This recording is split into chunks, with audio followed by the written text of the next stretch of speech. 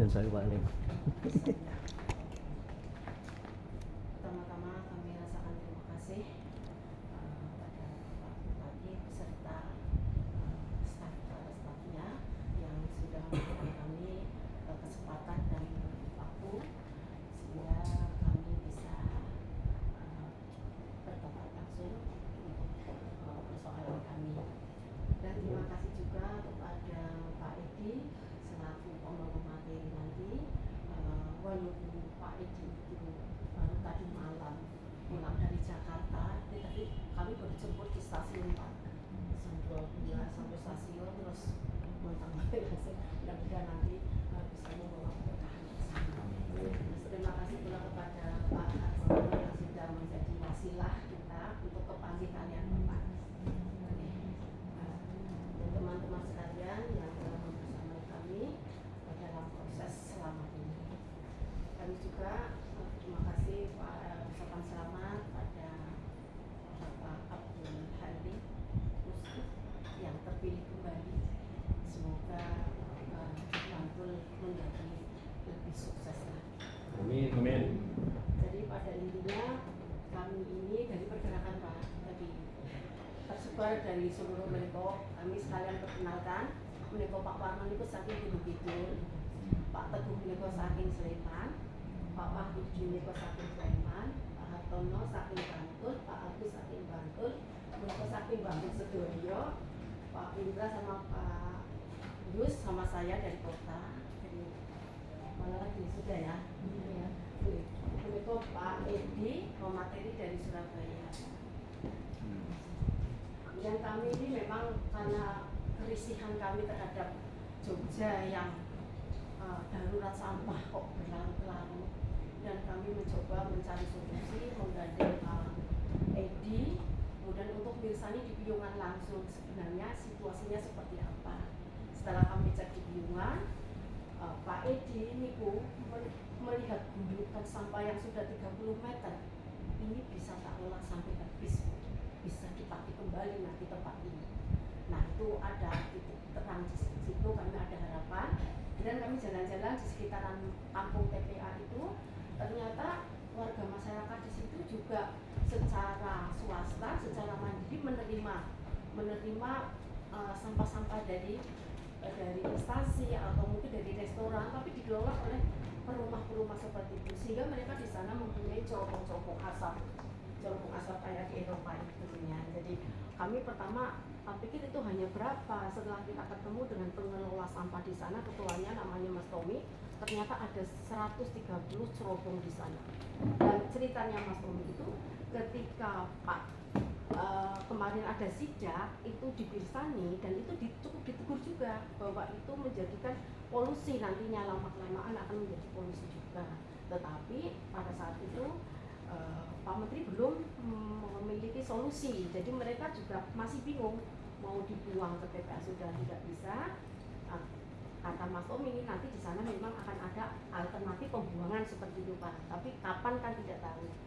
Habis itu terus kami menawarkan seperti ini, jadi mereka itu plastik itu betul-betul habis ketika mereka yang punya masyarakat yang punya depo itu kemudian diambil semua yang bisa dijual, itu masih ada 40% yang harus dibakar.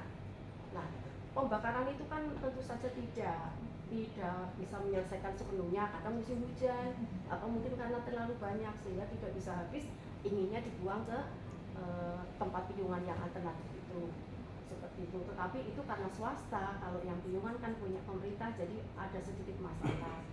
Terus kita tawarkan seperti ini, itu sisa residu yang 40% itu menurut Pak Edi itu bisa betul-betul diolah nanti akan habis.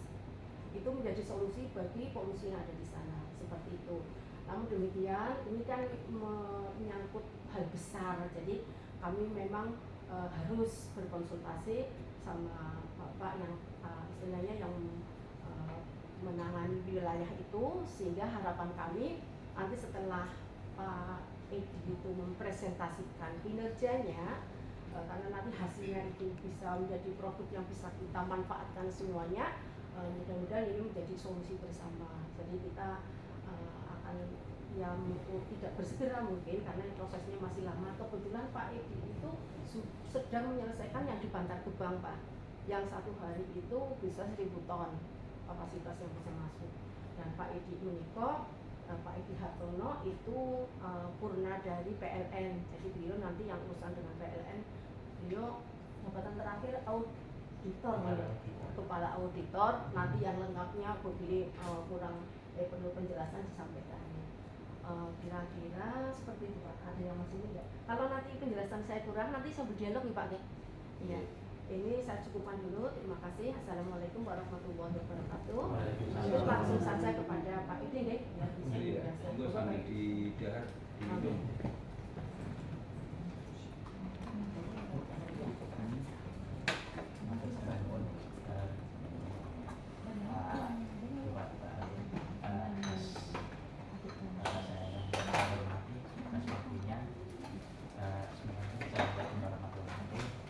Waalaikumsalam warahmatullahi wabarakatuh. Kurang keras nggak Pak? Ya saya tinggal kurang keras. Kamu tadi. Ya, alhamdulillah rabbil alamin. Kasih izin Allah. Kita masih ditemukan bersama. Ya jauh Pak Bapak-bapak dan Pak Alim. Saya sebenarnya orang Wonogiri tapi sampun lami di Surabaya, jadi saya izin ngagem bahasa Indonesia kemawon daripada nanti kurang enak. Terus sebelum saya mulai, izinkan saya mengenalkan diri dulu. Saya alhamdulillah baru 30 tahun di PLN, anak perusahaan PLN yaitu Indonesia Power, PLN Nusantara Power, kalau dulu namanya DGP yang ada di Surabaya. Beberapa jabatan saya yang alhamdulillah itu bisa saya sampaikan. Dulu adalah kepala project dan desainer untuk CNG dan untuk Pulau Bawean. Jadi Bawean dulu mati atau boleh katakan tidak ada listrik. Alhamdulillah sampai sekarang bisa 24 jam dan listriknya juga sudah terpenuhi semua. Yang kedua, saya sebelum jadi staf ahli engineering adalah kepala auditor yang mengaudit seluruh unit. Yang terakhir adalah di staf ahli direksi karena sudah mentok jabatannya, mohon maaf, jadi saya terakhir di staf ahli direksi yang kebetulan saya direksinya dari DGP itu diminta untuk mengolah sampah, tapi alhamdulillah atas izin Allah belum sempat saya aplikasikan, saya sudah pensiun per 1 Juli kemarin. Nah, dan saya bapak-bapak semua memang saya agak ada barangkali nanti kalau presentasinya kurang berkenan karena kemarin seperti yang saya sampaikan ke Bu Asih, saya baru menyelesaikan deal dengan 3 perusahaan di Jakarta, yaitu yang mengelola Bantar Gebang. Kami ditarget 1000 ton sehari Bapak, karena yang masuk Bantar Gebang itu 7000 ton sehari. Kemudian yang kedua di Soreang itu sekarang sudah bisa menghabiskan sampah 50 ton sehari, tetapi yang jadi permasalahan adalah semua biaya operasionalnya disuplai oleh Pemda Soreang.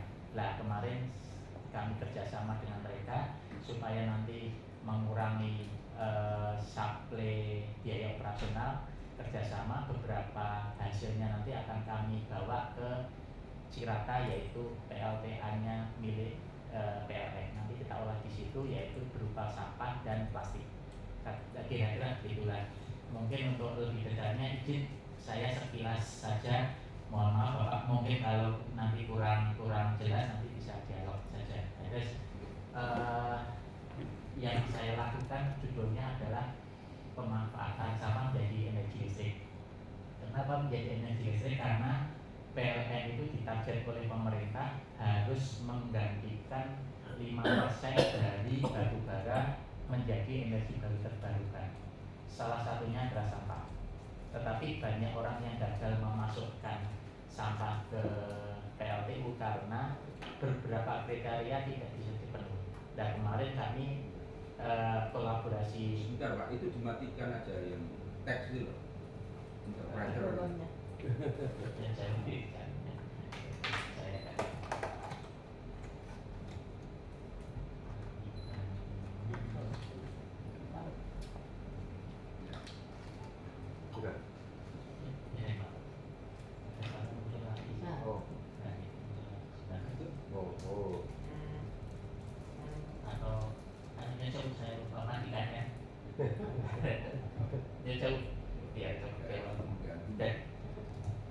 ganggu dia.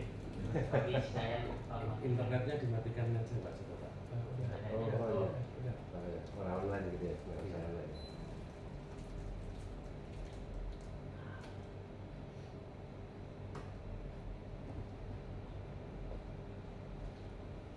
kayaknya masih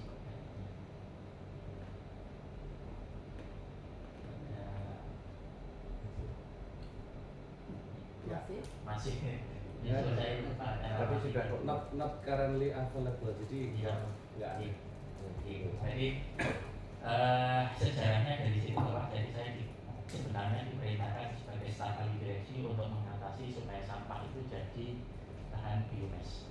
Alhamdulillah sebenarnya sudah bisa aplikasi, tetapi yang jadi permasalahan saya keburu pensiun per 1 Juli kemarin, dan alhamdulillah di luar dari kedinasan kemarin sudah diaplikasikan di Suralaya, PLTU Suralaya, yaitu pengolahan plastik.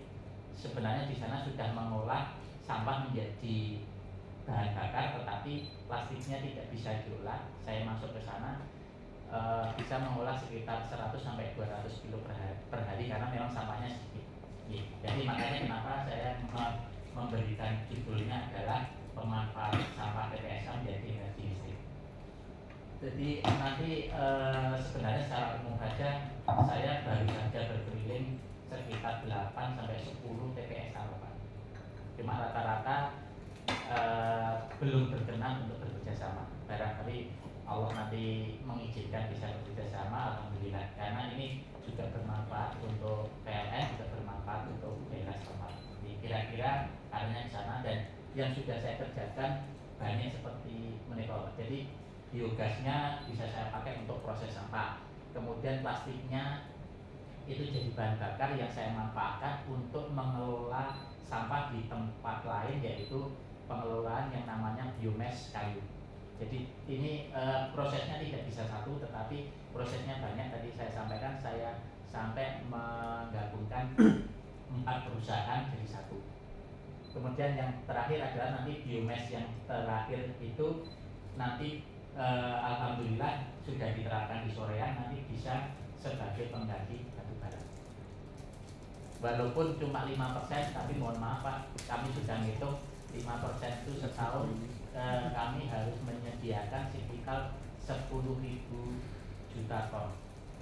Sekarang ini kami baru bisa memenuhi sekitar 5.000 juta ton per tahun. Makanya alhamdulillah kemarin saya izin UAC, saya menyelesaikan dulu yang bakar Bank sama Soreang, itu kira-kira kami baru dapat seharinya sekitar 15 ton. Tapi insya Allah nanti akan diperbanyak lagi. Sehingga dari sampah itu sebenarnya saya dapatkan 3 yang bisa dipakai untuk pengolahan sampah di unit PLN sebelum masuk PLN, yaitu bahan organiknya, gas bionya, sama plastiknya. Rata-rata pengelola sampah itu hanya mengolah sampah itu dikeringkan saja sehingga plastiknya tidak bisa diolah. Alhamdulillah kami punya teknologinya, dan mohon maaf Bapak-Bapak sekalian, teknologi ini tidak ada di tempat lain karena ini asli buatan anak bangsa, dan penerapannya tergantung pada setempat. Misalnya di Soreang itu sistem insenerator sama sistem pyrolysis saya yang bisa. Kenapa? Karena itu dekat dengan Cirata dan bisa saya bawa. Dan nanti kalau di sini insya Allah Bapak kalau nanti bisa kerjasama adalah selain untuk bahan bakar PLTU, kami menawarkan ke Bapak-bapak sekalian adalah bisa dipakai untuk mengganti pupuk yang sekarang mahal. Itu sudah saya terapkan di sawah saya. Kebetulan saya punya percontohan sawah, yaitu perpaduan antara sampah dengan kotoran hewan. Dan alhamdulillah saya bisa mengurangi sampai dengan 60% sampai 70% pupuk kimia. Kira-kira nanti secara umum sampah itu akan menjadi 3 bagian, yaitu plastiknya saya proses pyrolysis, kemudian biomesnya saya jadikan bahan bakar pengganti TLU. Tapi ini satu lagi, karena kemarin baru diskusi dengan Pak Agus dan Bu Asih, yaitu beliau ini pengennya bisa membantu daerah, yaitu pupuk. Insya Allah kami bisa, tetapi nanti ada beberapa yang saya harus modifikasi lagi untuk prosesnya. Kemudian yang terakhir bahwa semua hasil ini yang tadi saya sampaikan di atas itu kami kembalikan ke proses kami sehingga kami tidak perlu energi listrik dari luar. Kira-kira begitu Bapak. Secara umum ini hampir sama, dan boleh dikatakan saya sampaikan bahwa PT BES itu adalah PT-nya perusahaan PLN yang nanti akan menerima dari bahan bakar yang kami produksi. Kira-kira begitu Bapak. Secara umum monggo nanti kita diskusi Anak perusahaan PT BES. PT BES itu kata ingatan Bapak, PLN itu punya pensiunan termasuk saya. Itu punya yayasan namanya Yayasan Pensiunan. Yayasan Pensiunan itu supaya mohon maaf Pak, kami tidak seperti pegawai negeri Pak. Kalau pegawai negeri, kakak saya kebetulan pegawai negeri, begitu pensiun dapatnya masih 75% dari penghasilan Pak. Kalau kami dari PLN itu karena semua diurusi sendiri, terus terang kami cuma dapat 6% dari penghasilan kami, sehingga banyak dari kami itu yang tidak hidup pun sudah susah, sehingga didirikanlah Yayasan PLN itu untuk membantu saudara-saudara kami yang tidak punya jabatan, otomatis kan pensiunnya kecil. Dan seperti itulah yayasan itulah yang diperintah oleh PLN untuk mencari bahan pengganti batu bara. Yang ditargetkan tadi saya sampaikan tadi, tahun ini aja baru ditargetkan tahun depan ditargetkan 5% saja, itu harus 10 juta ton setahun. Itu sekarang aja baru terpenuhi sekitar 5 atau 6 juta 6.000 ton 6 juta ton per tahun. Separuhnya itu ya Pak. Masih separuhnya itu sekarang. Makanya begitu kemarin saya temukan 3 perusahaan termasuk perusahaan saya, PT BES itu siap untuk menerima. Dan nanti yang di sini insya Allah saya sudah kontak PT BES, nanti kami kirim ke Pacitan. Jadi dari Pacitan dari sini kira-kira sekitar 80-100 kilo lah, sekitar itu. Masih kami hitung secara finansial, secara ekonomi masih masuk, tetapi nanti perlu saya detailkan dulu apakah benar-benar masuk atau tidak. Tapi secara kasar kami sudah punya pilihan untuk itu. Kira-kira ada Perjalanan 3 jam. dan 3 jam nanti kalau kami pakai truk biasa yang bahan bakarnya solar tidak masuk, sudah kami hitung. Makanya kami nanti bahan bakarnya salah satunya pasti akan menggunakan sampah-sampah yang kami kelola. Ya, yang terakhir mungkin yang saya tekankan, Bapak, rata-ratanya ditanya, Pemda harus invest berapa? Saya sudah matur Pak Agus sama Bu Asih, kalau saya diizinkan tak matur langsung ke Pak Halim, bahwa kami hanya untuk 3 Bapak, yaitu 1, sampah milik saya 100%, dari mulai hasil sampai dengan di TPSA. Yang kedua, beri kami kompensasi minimal 20 tahun Pak, karena kami tidak akan mengganggu keuangan Pemda. Yang ketiga adalah izinkan kami mengolah di TPSA itu. Secara umum itu aja kami nanti sudah bisa ngitung dan kami siap membantu. Yang jelas investor kami, karena mohon maaf kalau saya kasih 10 tahun dan mau Pak, kalau 10 tahun kami kurang berkenan karena balik modalnya masih agak susah. Kalau 20 tahun masih memungkinkan. Kira-kira 3 itu kemauan yang bisa saya syaratkan. Jadi kami tidak meminta tipping fee Bapak, tidak meminta anggaran APBD Bapak, tapi izinkan kami seperti di Bantar Gebang, jadi kami bisa mengelola di situ sudah cukup. Selain itu juga yang otomatis mohon bantuan, pasti ada izin-izin dan segalanya, mohon bantuan Bapak untuk membantu Pak Agus dan Bu Asih untuk mengurus itu semua. Termasuk pengamanan di Pak. Jadi kalau setelah lah, proses Pak Halim. kalau kami secara normal dibantu seperti itu, insya Allah menurut nilai saya masih masuk, karena di Bantar Gebang dan Joran kita sudah sepakat insya Allah bisa. Kata salam kirim Pak Halim, atas bantuan atas waktunya. Mohon maaf kalau mungkin kurang jelas, makanya saya tadi menyarankan monggo kita diskusi seperti itu. Tapi yang jelas salah satu program yang sudah kami bicarakan dengan Bu Asih dan Pak Agus dan Bapak sekalian adalah kami akan sedikit merubah proses kami untuk bisa menjadi pupuk supaya bermanfaat untuk petani. Assalamualaikum warahmatullahi wabarakatuh. Itu yang di Soreang sudah berjalan. Sampun Bapak, tapi masalahipun satu investasi sama biaya operasional yang nanggung. GLH Bapak. Itu kan memberatkan Pak. Dan itu sampah yang masuk semua habis dibakar. Kalau kami sampah yang masuk itu kami keringkan saja Pak. Bahan bakarnya dari mana? Bahan bakarnya dari sampah itu dan termasuk plastik itu bisa saya masukkan sebagai bahan bakar. Kados self burning ya. Jadi yang di Soreang itu hanya diinsenerasi saja ya. Leres Bapak. Kalau bedanya pun yang jauh, bedanya dengan yang Surabaya, insenerator Surabaya itu perlu bahan bakar Bapak, sehingga mahal sekali. Tapi kalau Soreang tidak, bahan bakarnya dari sampah itu sendiri yang dikeringkan, tetapi masih ada tambahan yaitu listrik yang masuk dari PLN. Karena menggerakkan alat-alatnya, Nyonsel kalau boleh saya videonya wonten Bapak sekedar Nyonsel.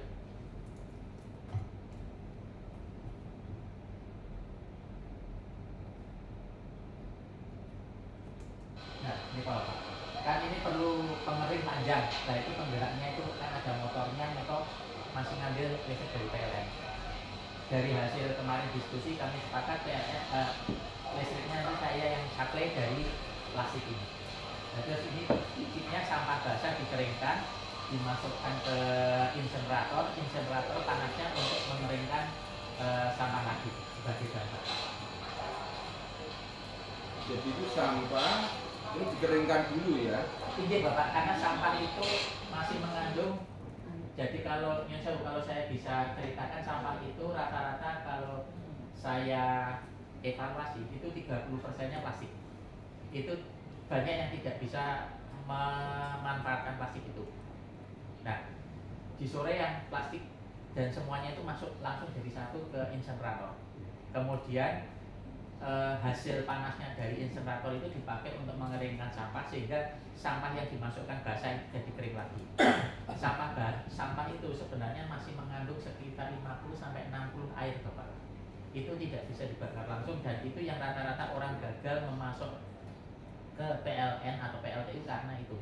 Salah satunya monster atau air, yang kedua adalah plastik. Nah, dua-duanya alhamdulillah dengan kami berkolaborasi berjamaah, alhamdulillah itu bisa teratasi. Terus nonton Pak. Ya, jadi sampah basah Iya. masuk ke Soreang itu ke TP, katakanlah TPST gitu ya. Iya, beres Bapak. Ya.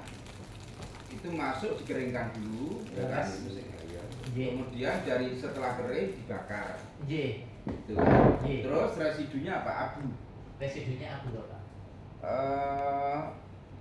Abu apa masih ada campuran apa ya yang tidak terbakar itu kan? Kalau sekarang abu Bapak, karena insya Allah 90-100% terbakar semua, karena temperaturnya di dalam itu dipersyaratkan oleh GLH sekitar 700 sampai 800 derajat. Mohon maaf saya nggak terlalu paham ya, tapi sekitar itu supaya semua yang berhubungan dengan toksin itu terurai.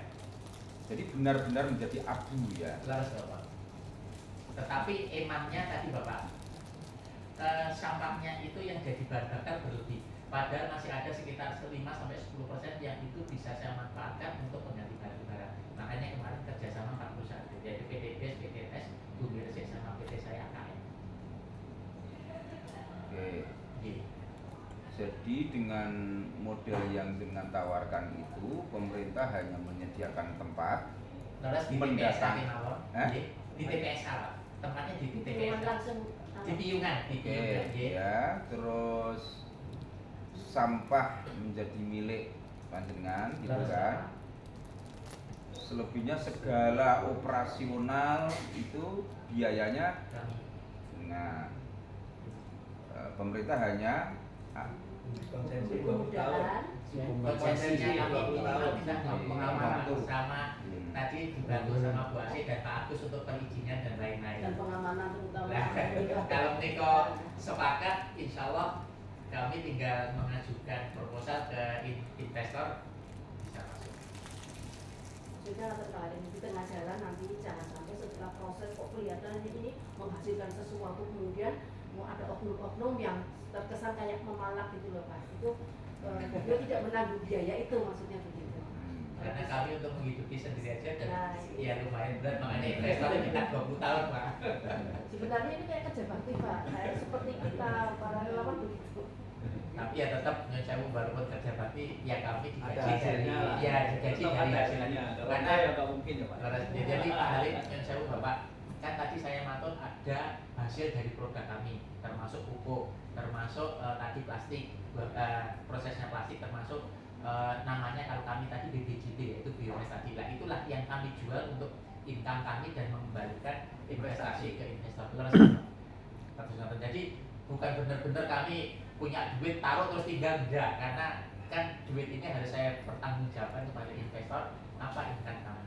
Nah, kami karena sudah ada jaminan off-takernya PT BES tadi dari PLN, dan kami kalau dapat jaminan dari Bapak 20 tahun sama sampah itu menjadi tanda kutip milik kami untuk kami proses apapun, insya Allah kami masih bisa hidup dan bisa menghidupi. Ya misalnya dari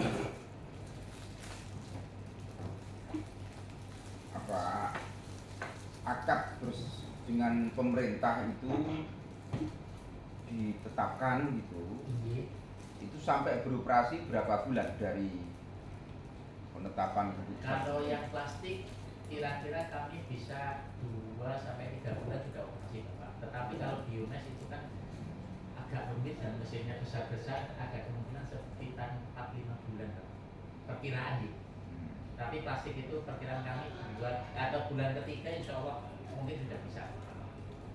Karena plastik itu nanti kami olah menjadi listrik dan bahan bakar untuk kami supply ke beberapa, tadi saya maksud BES itu mengelola kayu yang harus butuh energi lah. Kalau energinya walaupun PLN itu ngambil dari PLN itu tidak ada gratisan Pak, harganya mahal Pak. Nah makanya kami supply dari sampah-sampah ini. Kalau kami sampahnya 0 rupiah, kami hanya biaya angkut, kami itu insya Allah kami masih mendapat keuntungan untuk menghidupi kami sendiri. Kira-kira begitu Pak. Ya. Tinggi.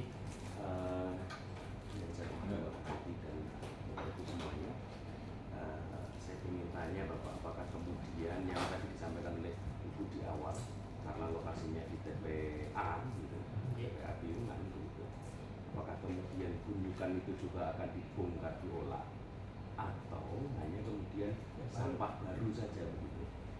Yang lama, yang enggak Pak. Yang sewu. Kalau jadi kami sebenarnya tergantung pada off-taker. Tapi yang jelas kalau plastik Bapak 30% tadi saya sampaikan pengalaman saya sudah ke sekitar 10 atau mungkin lebih 10 dari TPSH, mulai dari Jawa, Sumatera, Kalimantan saya. Intinya sama 30% sampai 40% plastik. Kalau itu habis, mau yang ditumpuk itu tinggal saya kuliti, saya ambil plastiknya habis. Tetapi yang biomes yang Organik ya. yang organik niko lah ini itu ada perlakuan kebiasaan Bapak. Kalau itu organik murni itu tidak memenuhi standarnya PLT itu, sehingga kami harus campur 1:4 atau 1:5 dengan biomes yang dari kayu. Kalau itu masuk, sehingga kalau yang biomes itu tergantung kayu. Tetapi kayu sendiri kan di Pacitan itu sudah bisa memproduksi sekitar 50 sampai 60 ton sehari. Artinya kalau dari situ saya seperempatnya, berarti saya bisa 10 ton. Kalau 10 ton dari sini itu artinya sampah yang saya olah itu kira-kira hampir 8 kali lipat Pak. Jadi kalau 10 berarti sekitar 80 sampai 90 ton sehari kami bisa ambil. Itu baru biomesnya. Belum plastiknya kami insya Allah sih boleh dikatakan kalau hanya 50 ton bisa. Jadi artinya baik sampah yang baru atau sampah yang ada di gunungan bisa diambil bisa. Kemampuan untuk mengolah hariannya yang jenengan targetkan berapa? Kalau yang jauh tadi saya matur Pak Halim, kalau kami di Bantar Gebang itu sudah kontrak tanda tangan 1.000 ton sehari. Karena sudah ada off-takernya, membelinya sudah ada. Tetapi kami masih menyelesaikan administrasi yang insya Allah Januari itu baru selesai kalau kami itu. Pada sebentar Pak. Jadi Bantar Gebang belum mulai ya. Derek Bapak. Yang sudah beroperasi di Mas. Sorean kalau sama Suralaya. Kalau Suralaya Yang lengkap seperti itu. Dereng wonten Bapak. Karena belum tadi ada. saya matur kami baru kemarin sepakat 4 perusahaan untuk gabung supaya semua sampah bisa habis. Kados ngoten Pak. Hmm. Untuk yang di sorean tadi Pak, itu berarti kan sampah masuk ke rotary dryer. Inggih, Nah, rotary dryer itu pemanasnya dari mana Pak? dari insenerator tadi Bapak. Dari insenerator. Tiap bahan bakarnya dari sampah yang sudah kering. Berarti sampah, Basah, istilahnya untuk memanaskan generator itu dari sampah yang dibakar. leres Bapak. Terus ada aktivitas pembakaran sampah Nggih. untuk membakar sampah. Untuk mengeringkan, mengeringkan. untuk mengeringkan ide Berarti rotary dryer tersebut dari pembakaran sampah yang suhunya sekitar 700 tadi Pak. Untuk mengatasi masalah lingkungan hidup. Kalau yang saya tadi yang diceritakan Bu Asih yang di piungan kalau dibakar biasa sehingga asapnya banyak Pak. Ini kok kan mengganggu. Tapi kalau Bapak di atas suhu 400-500 sama asapnya sudah nggak ada. Yang di Soreang ini kan uji emisinya sampun. Insya Allah sampun karena itu sudah operasi banyak dan sekarang mau saya perbaiki dengan cara plastiknya itu kan yang bermasalah dengan toksin Pak. Jadi plastiknya nanti saya olah menjadi proses pyrolysis. Jadi untuk menghilangkan toksinnya sehingga murni sampah biomass. Dan sampah biomassnya betul-betul dikeringkan. Kemudian nanti dari 50 ton sehari yang masuk itu saya akan dapat BBJD atau RGF yang biomass itu sekitar 1,5 sampai 2 ton sehari. Itu yang akan saya kirim ke Cirata untuk dicampur dengan kayu, kemudian kami kirim ke Indramayu. Kados ngoten Bapak. Terus prosesnya memang rumit. Tipping fee yang di Soreang pinten Pak? Saya kurang tahu karena kalau Soreang itu yang saya tahu perusahaan yang di sana itu adalah diminta oleh Pemda membuat mesinnya yang bayar Pemda, kemudian biaya operasional semua yang menanggung Pemda. Mesinnya sendiri untuk kapasitas 50 ton sehingga sekitar antara 25 sampai 30 miliar Pak. Belum biaya operasionalnya. Listriknya aja itu satu motor 20 kW ada, kalau nggak salah ada 2 motor Pak. Berarti 40 kW Bapak harusnya diakan listrik untuk membakar sampah seperti itu. Nah itu kemarin diskusi kami, listrik saya ambil sehingga Pemda itu akan mengurangi kosnya dan sebagian listrik yang dimasukkan ke situ itu masuk ke investasi kami untuk menggantikan. Jadi sama-sama untungnya.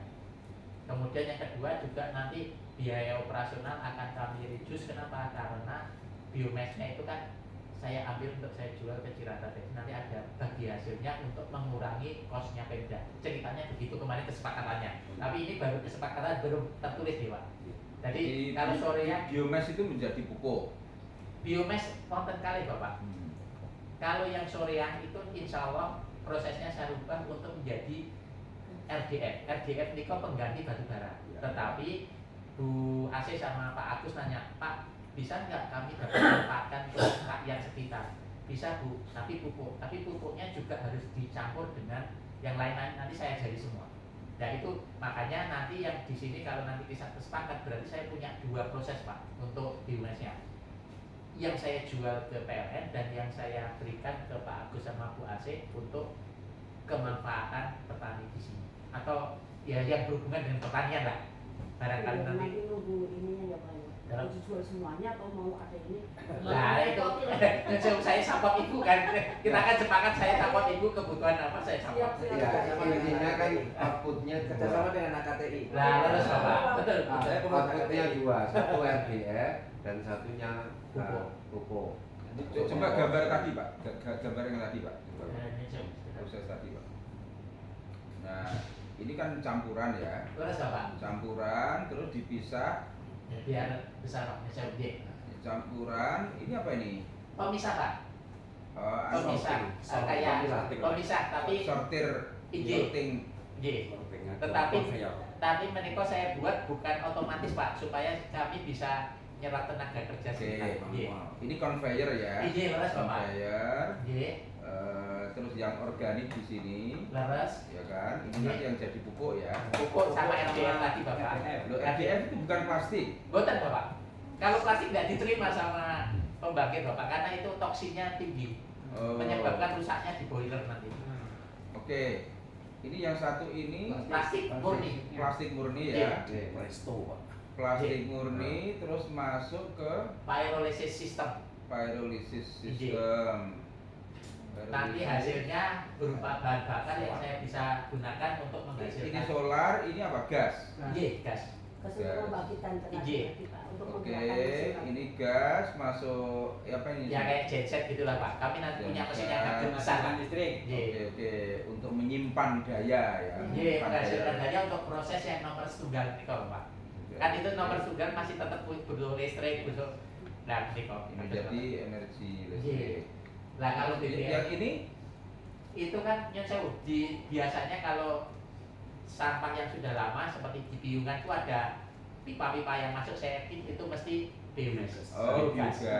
Jadi lah itu izinkan kami nanti metanya saya ambil juga untuk proses untuk mengurangi biaya produksi kami Pak. Oh.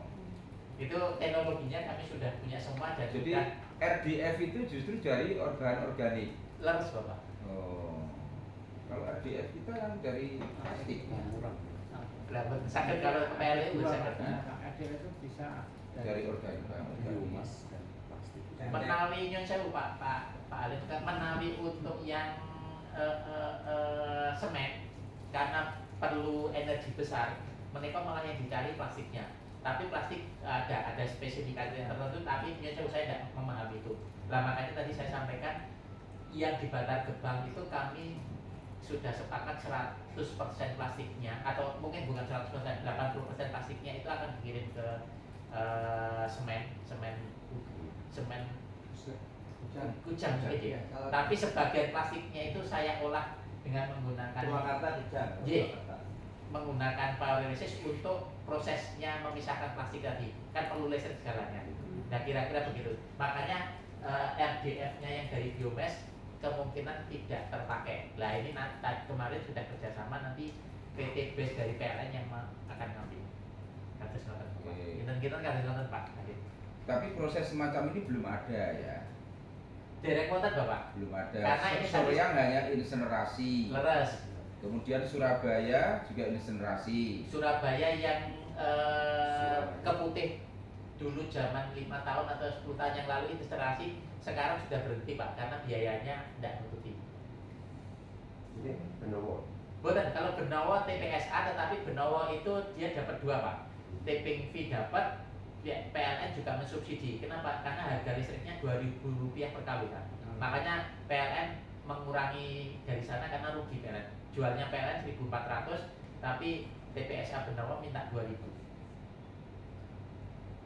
Nah kalau kami tadi sampaikan kami jualan RDF-nya sehingga tidak memberatkan PLN. Kenapa? Karena harganya sesuai dengan harga batu bara. Kados ngoten Pak.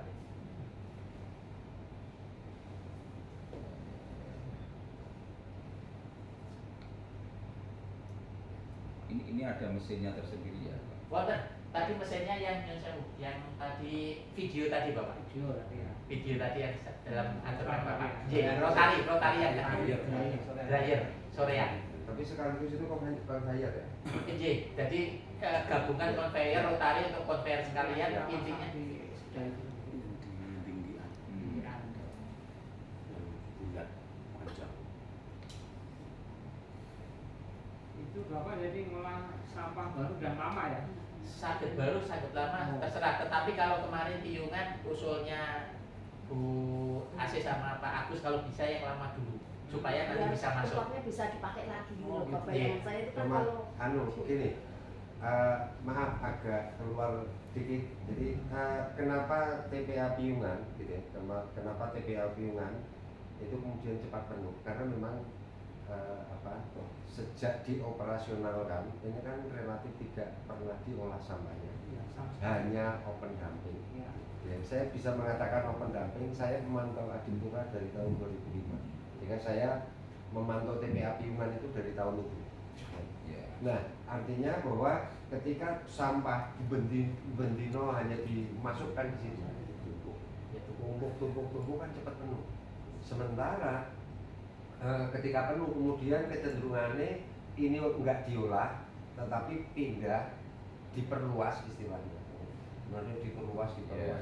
bahkan masuk wilayah ke Bauran, Bauran.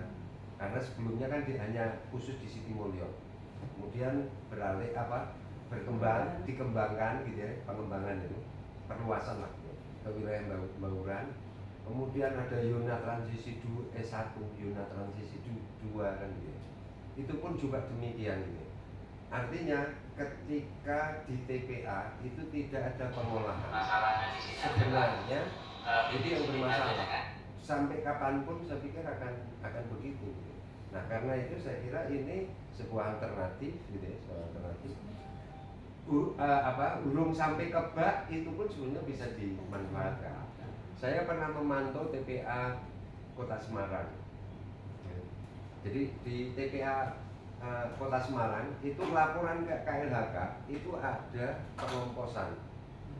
Nah, dan pengomposan ini gambarannya kan sampah baru yang masuk, kemudian dipilah, yang organik dikompos kan gitu ya. Gambaran umumnya kan pasti akan begitu.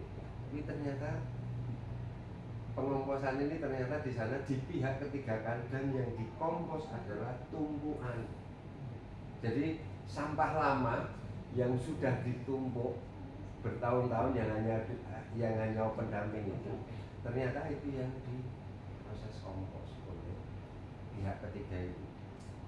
Dan saya sebagai pemantau Adipura jadi sedih delok realitas semacam itu gitu. Tapi itu realitas benar. Berarti masih dipilah lagi gitu Pak.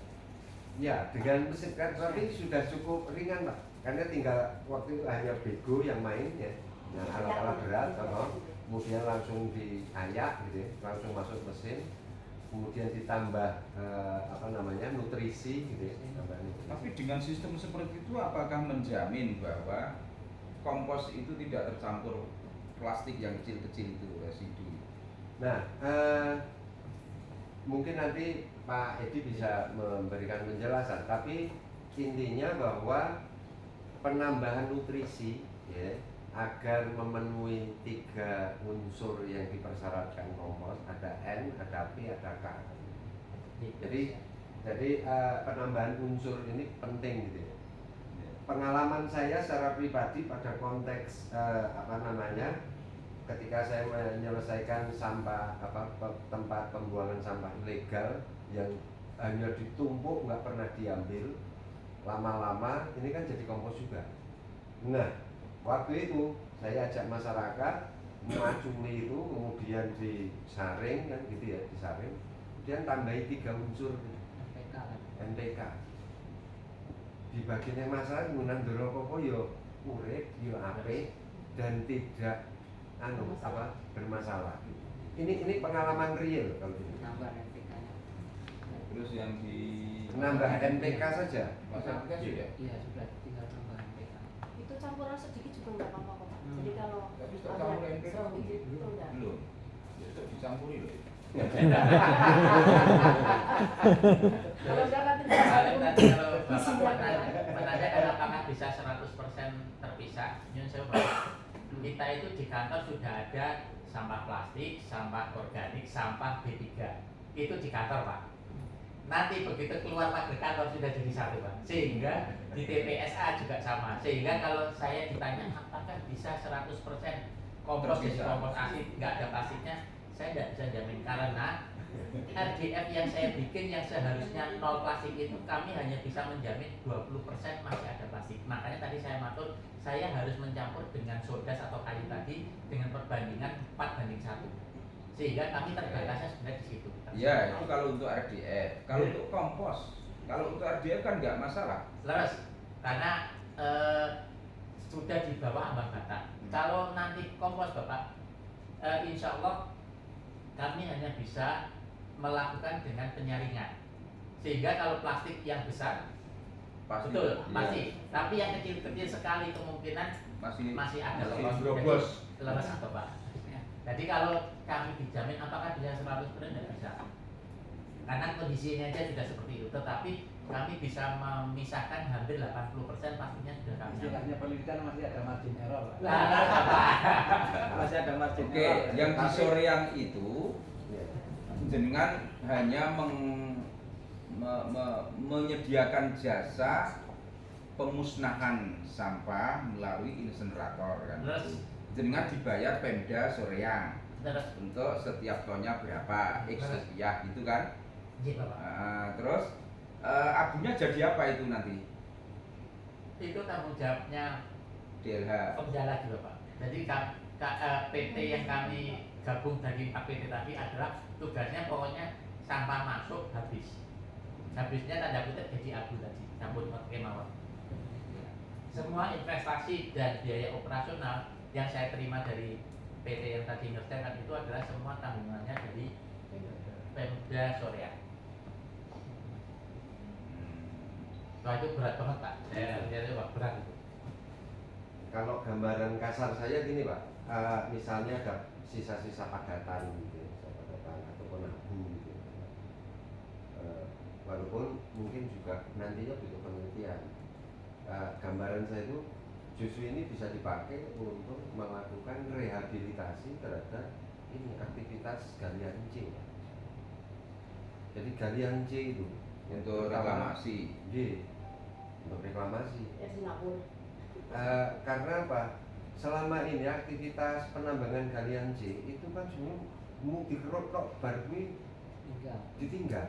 Jadi kawah-kawah. Iya.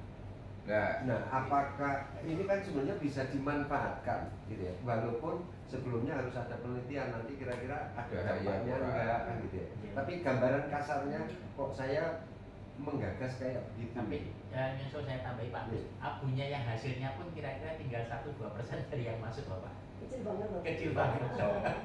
Dari 50 ton itu rata-rata 100 kilo, 200 kilo aja. Yang banyak itu sebenarnya moisture atau airnya tadi. Jadi betul bisa dilakukan itu karena itu sudah abu seperti abu biasa, termasuk Nyon Sewu.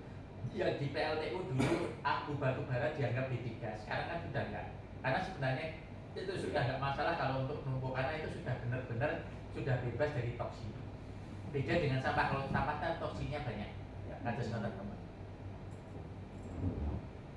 Jadi dibuang di laut ora apa-apa ya Singapura. Insya Allah Pak, itu sudah bebas toksin kok. Karena sudah bahkan tadi pembakarannya saja sudah diberikan spesifikasi oleh DLH harus di atas 600 derajat. Harus nonton Bapak. Tapi nanti syaratnya kan tergantung delasi. Iya. Makanya tadi matur Pak, panjenengan sama Bu Asim ya. Syaratnya kados pundi ya kami ikut.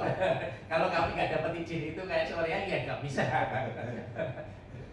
Kan Bapak yang punya wilayah sini kami sedekah dawuh, kami juga tamu. Tapi insya Allah kami berniat untuk membantu menghabiskan sampah. Terus saya tidak peduli sampah itu lama atau baru, malah yang lama lebih cocok sebenarnya kalau kami menjadi pupuk yang Bu Asih sama Pak Agus mengatakan bisa nggak saya minta manfaatkan untuk rakyat Bantul atau Jogja atau monggo saja. Jadi jenengan sudah menghitung ya dengan proses ini jenengan tidak atau jenengan untung dari proses ini walaupun pemerintah tidak membayar sepeser pun. Insya Allah. Asal 20 tahun tadi. Asal itu Pak, satu tanahnya Nyon Sewu saya disediakan di TPSA gratis dia Pak. Berarti tidak ada angkutan nanti Pak. Jadi saya kurang angkutan Pak. Yang kedua Nyon Sewu investor kami sudah ngitung minimal minta 20 tahun. Yang ketiga bahwa mulai sampah datang di TPSA Piyung sampai itu hasilnya saya angkut keluar ini milik kami. Jadi tidak ada. Tapi Piyungan sekarang sudah nggak menerima sampah lagi Pak. Tadi kan maturnya usulnya Pak Agus sama Pak Ini, Ibu. kenapa yang muncul tadi TPA Piyungan kan gitu ya? Karena memang waktu itu saya yang lebih banyak memberi Mengarahkan. arahan kan gitu ya. Intinya kan kita ketemu Pak Edi waktu itu, Pak Edi bilang kita butuh tempat kan gitu ya. Nah tempat saya mikir kira-kira tempatnya endi kan gitu kan. Terus saya ingat bahwa TPA Piyungan itu sudah ditutup kan gitu ya, sudah ditutup. Barangkali dengan ditutupnya TPA, kalau ini hanya untuk pengolahan, barangkali barangkali masih memungkinkan kan, pikiran saya Silakan begitu. ditumpahkan, Mas. Nah sehingga kemarin ketika Pak Edi ke Jogja, saya ajak ke TPA Piungan. Sebenarnya waktu itu hanya untuk survei, mendiskusikan kira-kira nek tempatnya kayak gini visible enggak. Beliau menyatakan visible kan gitu. Jadi sejarahnya munculnya TPA di di sini itu sebenarnya hanya karena itu. Kalaupun misalnya ada tempat lain gitu ya, itu juga masih memungkinkan. Maksud saya kan TPA Piungan sudah tidak menerima sampah lagi. Ah, Tidak menerima sampah, Pak. artinya Berarti kalau sampah tidak ada kelas. supply sampah, Mengenai menita sampah bagaimana sih. itu, apakah itu akan menjadi syarat baru? Betul. Ya, kita Bapak. Ini tadi saya sampaikan pertanyaan panjenengan tadi kan, apakah sampah lama bisa saya olah? Bisa. Artinya kalau sampah lama saya olah habis, ini kan tempatnya kosong lagi Bapak. Bisa terima. Artinya malah nanti yang terima langsung masuk ke mesin saya. Kados kata Bapak. Jadi arahnya, jadi tahap pertama tadi yang Mengolah sampah lama. Tahap pertama itu saya mengolah sampah lama dulu supaya satu kami dapat tempat dulu. Yang kedua, kami nanti kalau itu sudah kosong dan produksi kami sudah gede, monggo Bapak buang di situ lagi, saya juga senang. Jadi kalau tahap pertama Bapak mengatakan apa bisa terima, saya belum bisa karena di situ sudah ditutup dan saya harus mengolah yang ada dulu supaya ada lahan kosong sehingga nanti Indonesia Truk yang masuk bisa lancar lagi. Kalau sekarang terus terang betul Bapak nggak bisa menerima, nggak bisa karena sudah penuh. Makanya tadi saya matur Pak, alat kami itu movable, artinya dari atas dulu saya habiskan. Nanti kalau kira-kira sudah memenuhi untuk bisa ngambil dari luar, ya monggo yang dari luar masuk. Perkiraan kami setengah tahun sampai 1 tahun nanti yang luar sudah bisa masuk. Di Piungan itu kan sudah dibikin monumen, sudah dicor, sudah di ya kan, sudah ada temboknya, jadi nggak mungkin membongkar situ lagi kan, itu kan nggak memungkinkan karena sudah dibangun talut kan, Iya. Mas. Ya, Pagar rapat itu. Iya kan, nggak mungkin sampai akan membongkar ya kan, merusak bangunan ini. Nyusul Pak Alif, kami tidak merusak bangunan, tapi nanti piungan yang sudah jadi gunung itu saya buka dari atas. Boten bongkar nyusul bangunannya, boten kami. Alatnya langsung ditumpangki gitu loh Pak, di gundukan sampah maksudnya. Leres kita kasus ngoten Bapak. Tidak mengubah apapun Pak. Jadi apa yang ada di situ misalnya sudah ada tanggul dan segalanya, kami tidak akan mengganggu insya Allah begitu Bapak. Tapi sampahnya kalau kami lihat kemarin kan itu bisa saya kupas karena yang biasa saya lihat itu kan sampah ditumpuk kemudian ditutup tanah, kemudian masuk lagi tutup tanah lagi. Dan nanti saya tinggal buka tanahnya saja, nanti sampahnya kami ambil dan kami olah di atas itu juga sehingga tidak mengganggu bangunan yang ada di situ. Paling kami nanti mengganggunya adalah mendatangkan alat-alatnya masuk ke situ Bapak. Tapi insya Allah kemarin saya lihat karena truk masih bisa masuk, insya Allah kami bisa masuk. Terus ngoten Bapak, kita prosesnya. Jadi tahapnya adalah sampah yang ada saya ambil dulu, terutama dalam atur yang paling sudah ada off-takernya adalah plastik. Jadi saya habiskan plastiknya dulu pelan-pelan sambil kami pisahkan yang biomes. Nah nanti biomesnya kami lihat kalau tempatnya mencukupi langsung kami bikin untuk menjadi pupuk dulu supaya bisa bermanfaat buat buat rakyat sekitar, baru nanti kita memperbesar begitu. Makanya tadi saya sampaikan kalau prosesnya mungkin antara 2 bulan ketiga insya Allah kami sudah bisa proses setelah kami dapat izin sehingga kami bisa mengajukan ke investor. Kados mungkin penjelasannya. Harapan kami kados yang Pak Agus sampaikan tadi, kalau itu sudah ada open area lagi, sampah keluar bisa masuk lagi. Tapi ya kembali lagi menikah kan kebijakan Bapak, apakah kalau nanti sampahnya sudah habis sampah masuk lagi atau tidak, dan menikah tergantung Bapak. Yang jelas alat kami agak besar-besar sehingga kalau di situ kemudian pindah lagi pasti kami akan perlu biaya untuk move-nya. Makanya tadi saya katakan kalau di situ hitungan kami 20 tahun mungkin bisa habis. Tapi kalau 20 tahun misalnya sudah habis kemudian Bapak masih 5 tahun kami kerja dimasukin sampah lagi ya monggo saja, kami malah tambah senang karena kalau kami kan ini baru buka off taker atau pembelinya dulu. Kalau off takernya sudah jalan nanti bisa terbuka karena kami sudah kerjasama dengan pemerintah di Ponorogo dan Pacitan. Kalau enggak mereka dengan kehutanan mau kerjasama menanami tanaman-tanaman untuk biomes tadi. Artinya kalau itu jalan, ya saya Bapak berapapun saya terima pokoknya dengan aturan tadi 1 dari sini, 4 dari sana. Nah, kados ngoten. Dan di sana memang sudah ada tapi masih tadi saya sampaikan masih sekitar 60-70 ton sehari. Jadi kami baru bisa ngambil dari sini ya sekitar 10 ton. Jadi 10 ton itu kali 8 berarti saya hanya bisa ngolah 80 sampai 100 ton sehari. Tidak bisa seperti Batak Jepang 1000 ton, tidak bisa karena kami off takernya belum ada. Kados ngoten Pak. Terus linknya kados ngoten. Berarti mereka semua alat akan dimasukkan termasuk Pyrolysis, dryer, injector, kemudian nanti conveyor dan termasuk alat-alat yang dipakai untuk karena permintaannya Pak Agus dan untuk composting. RDF itu tadi yang rotary dryer. rotary dryer. Iya. Itu kan luas mas. Jadi mungkin bayangannya kalau ditumpangi alat nanti nggak ada tempat untuk misalnya tambah ya mas. Itu kan di Piungan kan cukup luas banget. Kalau cuma alat yang bapak bawa itu masih ada space yang luas. Itu di bawah kewenangan provinsi. Iya. Tapi misalnya di tempat lain yang di bawah otoritas pemerintah kabupaten itu malah bisa. Monggo besok. Jadi ya sampahnya sampah baru mas. Sadar, alhamdulillah. Karena yang Piungan itu kan sudah ditembok kayak gitu. Ya sudah biarkan itu karena itu proyeknya provinsi dan itu di bawah otoritas provinsi memang. Itu kan TPA regional dulu itu. Iya, Bapak. Nah kita punya lahan sendiri yang akan kita gunakan untuk pengolahan sampah ini yang dikelola oleh BUMD sehingga nanti misalnya ini kerjasama dengan BUMD gitu ya karena tanahnya itu dikuasai oleh BUMD yang bertanggung jawab mendatangkan sampah ya gitu Anda yang berkewajiban mengelola.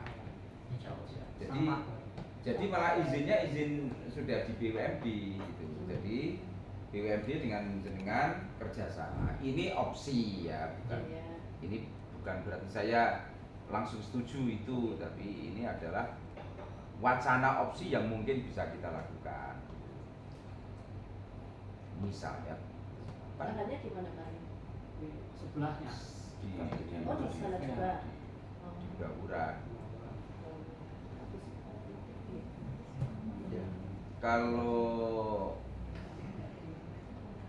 perusahaan atau proyek baru itu yang harus mencari-cari lahan itu memang susah dan biayanya pasti besar kan. Dan harus ngurus sewanya, ngurus kekancingan ngarso dalem, ya kan, ngurus izin-izin di DLH. BUMD ini kan sudah punya lahan, punya izinnya, jadi tinggal kerjasama saja. Jalan ya Pak. Termasuk modalan. Oh, Ya modalan di LH. Langsung bela kalau modalan. DLH. Tinggian modalan itu langsung DLH. Berapa luasnya mas? Yang lahannya luasnya berapa nanti? Hampir 7 ya. Udah 6,2 udah cukup luas ya Pak ya. Tapi selama ini ya bisa melawan. Ada dalamnya mas? Oh belum. belum. Untuk yang itu. Yang itu belum. Yang itu sudah beroperasi kan tinggian dan modalan. Modalan sudah kan? Udah. Modalan sudah. Jadi Jadi kemungkinan malah yang Bauran ya. Ya, Bauran. Bauran. Yang 6, Itu dekatnya, dekat. Iya. Karena itu kan sebenarnya realitasnya TPA Piungan Bauran itu mesti. Piungan Barat ini ya. Pak, yang soreang itu berapa ton per hari?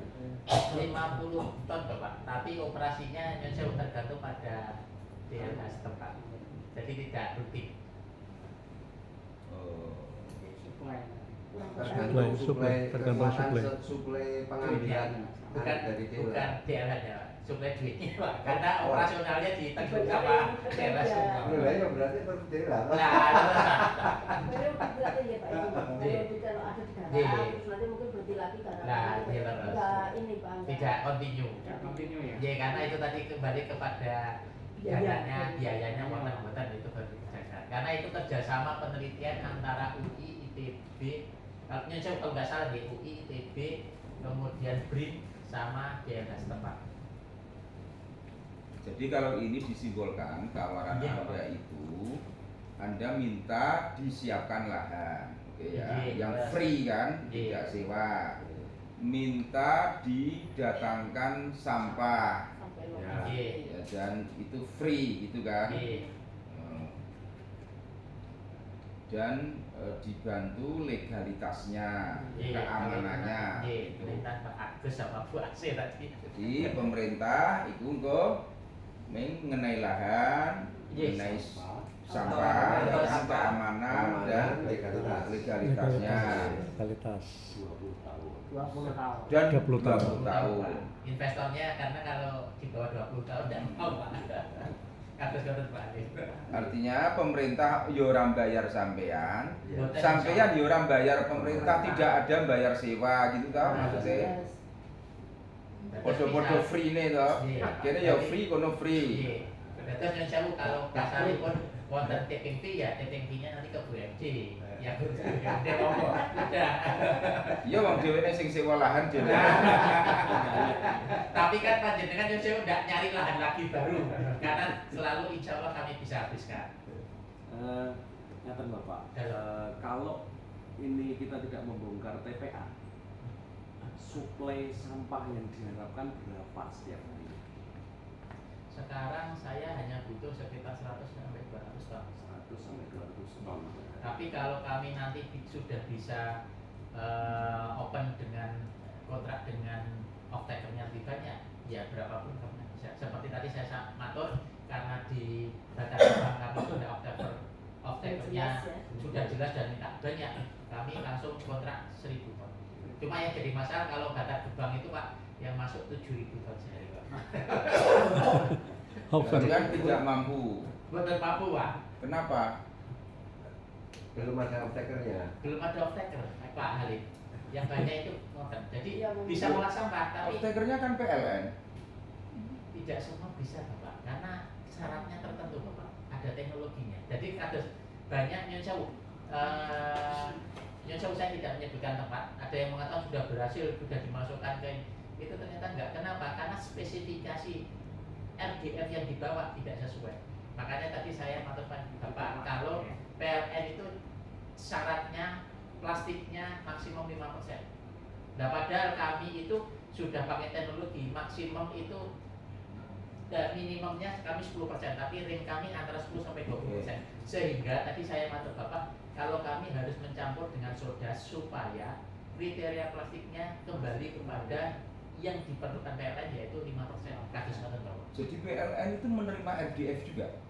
Dengan syarat plastiknya di Iya. bawah 5%. Artinya menerima ini kan, menerima listrik ini sudah jadi listrik. Iya, monggo. Dan yang kedua, yang diterima PLN ya, itu berarti kan dua barang. Yang satu RDF itu off-takernya ini loh. Iya, iya. Yang dua listrik ini gambar sampai itu. Iya, terus jadi yang saya bisa nyampaikan Pak, listrik ini yang dipakai untuk memproses di Oh, nomor ini satu. dipakai sendiri. Injil Pak. Oh. Tadi yang saya matur ke Soria itu masih ngambil dari PLN, sehingga kosnya besar Pak. Makanya ini ada sampah gratis. Saya jadikan listrik dengan proses pyrolysis. Listriknya itu yang saya pakai untuk proses. Nah, nanti kelebihannya ya berupa untuk menghasilkan listrik Pak. Nah, nanti BBM yang hasilnya itu kan sebenarnya kotor Pak. Tidak, bukan standar BBM umum. Itu saya bawa ke pengelolaan sodas.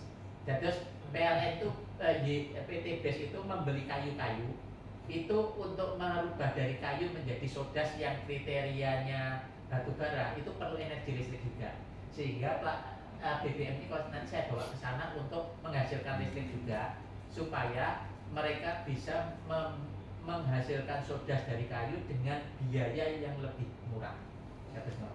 Jadi sama-sama menguntungkan. Saya ada off-taker untuk BBM-nya, di sana ada penurunan biaya listrik.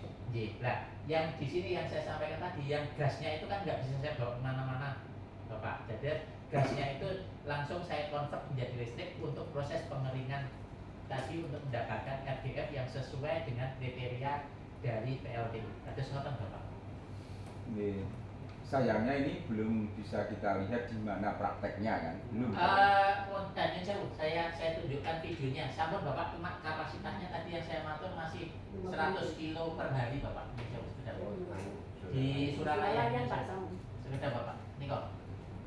Miniaturnya ya. Iya. Masalahnya di sini adalah BPJB panjenengan yang hubungannya dengan plastik tidak bisa diolah. Nah, inilah nanti mesin ini semua akan mengolah plastik menjadi listrik. Ya, Niko Bapak. Terus Niko adalah mesinnya kecil karena cuma 100 kilo. Hasilipun BBM katusnya Bapak.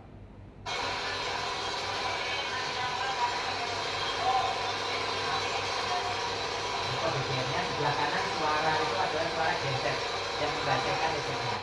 Listriknya itu dipakai untuk mengolahan sampah lagi. Tidak dijual. Tidak dijual. Mengolah sampah dari mulai mengeringkan lagi ya. Lalu Bapak, mulai mengeringkan sampai pemilahan semua energinya dari sampah lagi. Terus ini masuk genset. Iya Bapak. Ya ini prinsip 3R sebenarnya Nah, ini Pak. kata Bapak. Iya. Prinsip 3R tapi 3R-nya agak teknologi. Dalam Ini prinsip sirkuler. Ya. leres Bapak, leres. Leres Bapak. Listriknya sini nggak beli ke PLN. Nah, leres. Dari sampah jadi listrik, listriknya untuk memanaskan. Maka itu jadi saya matur Bapak, kalau sampahnya nol, artinya saya bahan bakarnya kan nol Pak. Bahan bakarnya itu leres Bapak di-recycle lagi untuk menghasilkan bahan bakar. Makanya saya ada kutip bisa nol di situ. Sehingga income saya adalah dari listrik yang saya pakai untuk memproses soda, untuk saya jualkan RDF gitu. Itulah income kami. Makanya tadi saya katakan Pak, investor sudah saya tawari kalau 10 tahun tidak mau. Rata-rata 20 tahun Pak Edi, kalau 20 tahun oke, kita tinggal mendetailkan kerjasamanya. Nah, terus kalau nanti misalnya Bapak sepakat